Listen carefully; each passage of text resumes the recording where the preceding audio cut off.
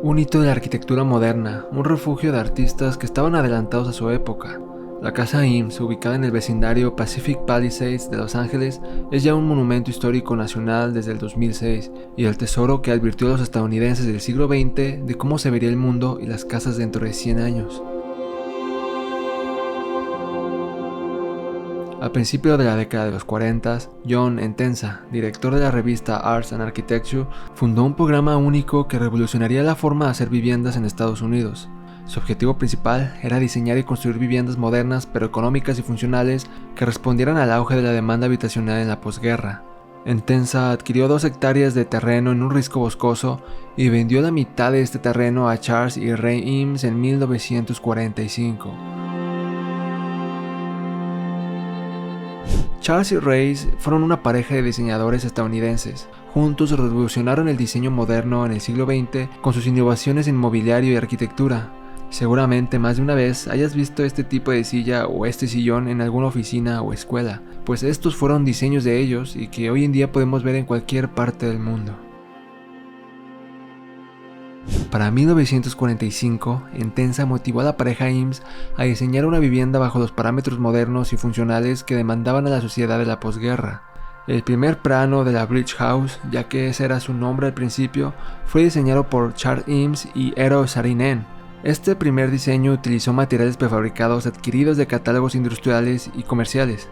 Hicieron el encargo de estos materiales y los planos del diseño los publicaron en la edición de diciembre de 1945 de la revista de Entenza, pero debido a la escasez provocada por la guerra, el acero no llegó hasta finales de 1948. Para entonces, la pareja ya se había enamorado de la pradera y de la naturaleza del lugar y ya anhelaban una solución diferente. También se vieron confrontados por un nuevo problema: cómo construir una casa que no destruyera la pradera, sino que maximizara el volumen con la mínima cantidad de materiales y utilizando las mismas piezas disponibles que ya habían encargado. Entonces reconfiguraron el diseño original de la casa en 2 estructuras de 2 plantas, una residencia y un estudio independiente. Integraron este nuevo diseño en la ladera norte-sur del paisaje, en lugar de imponerse en medio como estaba previsto. La construcción comenzó en febrero del 49 y en tan solo 16 horas completaron los cimientos y la estructura de acero, algo increíble. El resto de la casa, como los acabados y mobiliario, se terminó hasta diciembre. El diseño es muy simple y pensado para una pareja joven y artística. En el primer módulo de 18 por 6 metros, el nivel inferior cuenta con una sala de estar con alcoba, un recibidor con armario, una cocina con su cuarto de bodega y para simplificar la movilidad vertical, diseñaron una escalera de caracol muy compacta en medio del módulo. Y en el nivel superior albergan solamente 2 habitaciones con sus 2 baños. Los 2 cuartos tienen la vista a la doble altura de la sala.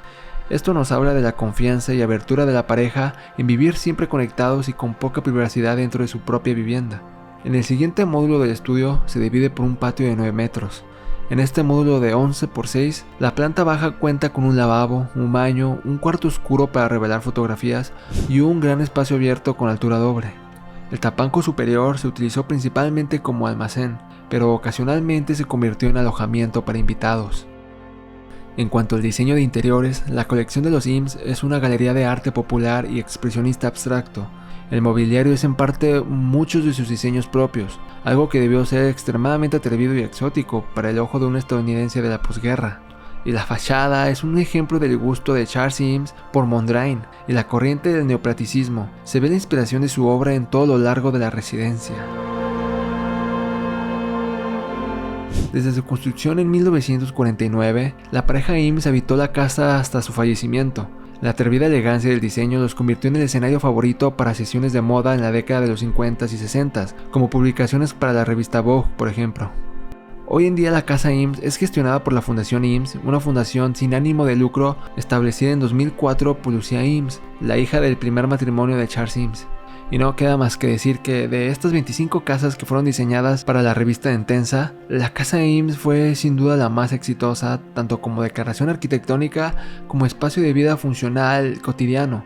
Ahora es un ícono de la arquitectura moderna y que representa cómo la industrialización de la arquitectura no tiene por qué estar peleada con el arte y el buen gusto.